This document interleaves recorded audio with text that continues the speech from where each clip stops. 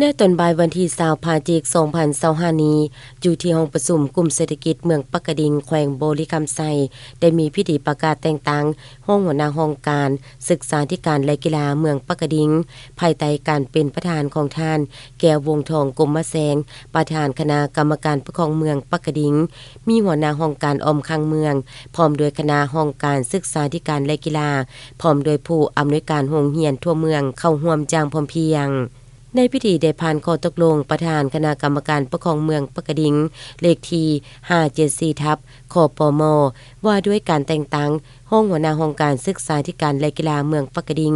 เห็นดีแต่งตั้งท่านกองศรีสัญญวงศ์หัวหน้าหน่วยงานบริหารขึ้นเป็นห้องหัวหน้าห้องการศึกษาธิการและกีฬาเมืองปักกะดิ่ง